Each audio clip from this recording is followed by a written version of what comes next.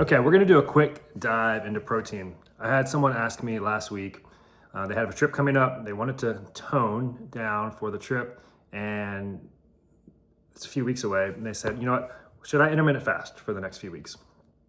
And my response was no, I think we should actually eat more protein. Shocker. But the reasoning behind it is this. It's pretty simple. So intermittent fasting and fasting in general, I think, is a fantastic practice. It absolutely has its place in an overall health picture. And there's lots of ways to do it too. So, but with that being said, what we're talking about, what I'm thinking about and concerned about is muscle mass. And so if her goal is to be leaner or look more toned, then I want to build muscle. And I think we can do that with her body type, pretty quickly with with a little bit extra work. And the two things that I recommended to her were, let's eat more protein without adding a lot more calories.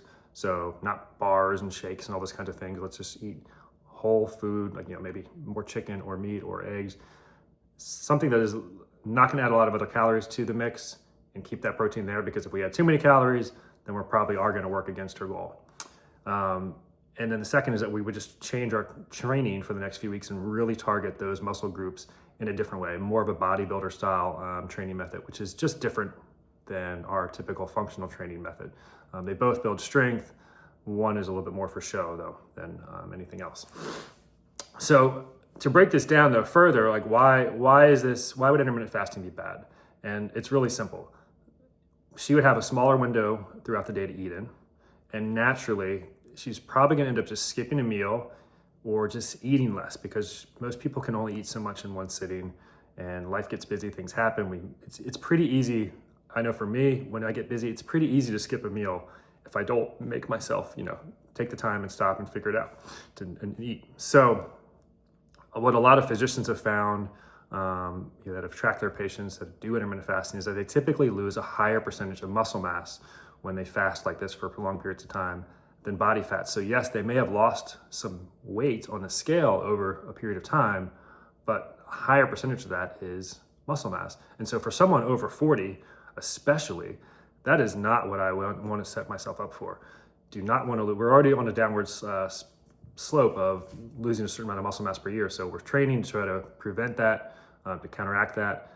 I don't want to, on the diet end, compound that issue.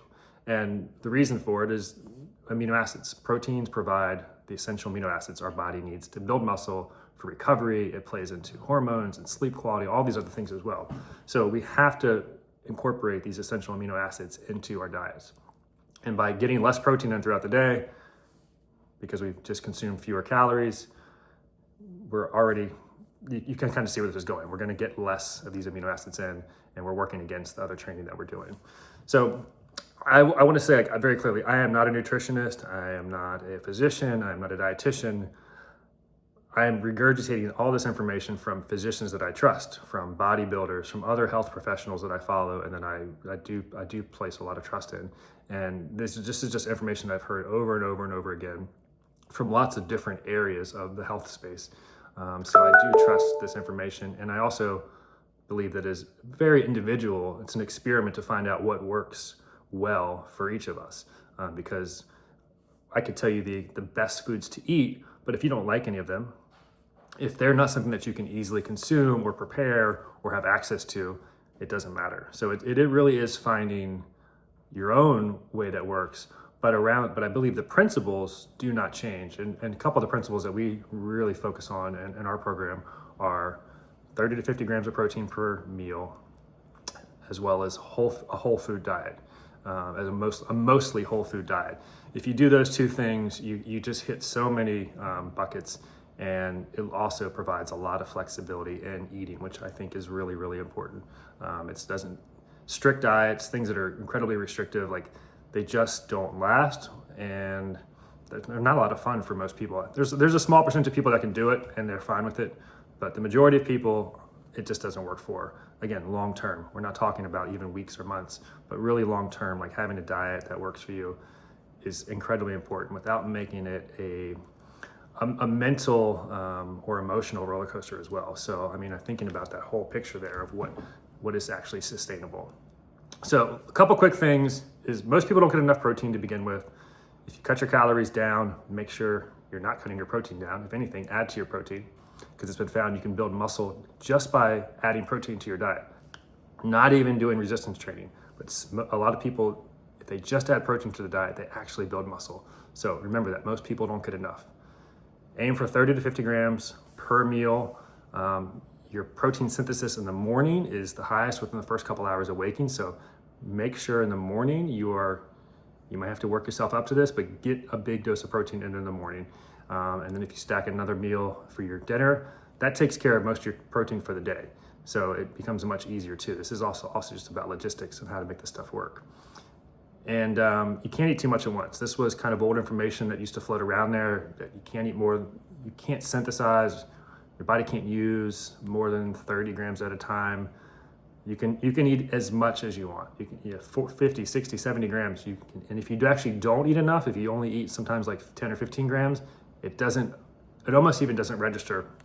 There's a scientific, a much better scientific explanation for that. But eating at least 20 to 30 grams is really the bare minimum for it to get the full effect of it. And remember that not all proteins are created equal. So I had a bar this morning. I love it. It's all organic, all that stuff, but it is not nearly as good as the protein that I would get from the eggs I'll have later, or from chicken, or from any of these other whole food sources. So all proteins are not created equal, and even packaging, things like that, they can be off. They're allowed like a 10%. They can be off by 10%, as well as the quality of that protein itself too. It's just not the same. Protein from most nuts is not compared to the protein from lean chicken. They don't have the same amino acid makeup. So even though you might be getting 20 grams of protein from one source, you need to figure out, or you need to look into, does this have the complete profile of essential amino acids? And if not, where can I get those other amino acids? Because proteins really are this group of, it's actually 21 different amino acids that makes up proteins. They just all get lumped into this protein bucket. So all proteins are not created equal. And I already mentioned fiber, but make sure you're getting the fiber in. We shoot for like 800 grams of vegetables and fruit throughout the day.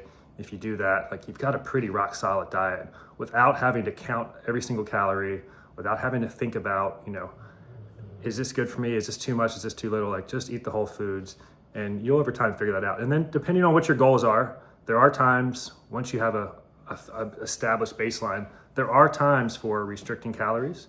There's time for adding calories in. Again, it really depends on where you're at, what your baseline is, and what your goals are. So I really thought this was important. I hope you enjoyed this. I'd love to know any feedback in terms of what your experience has been with these things. And yeah, that's it. So we'll see you guys here on the next one. Thank you.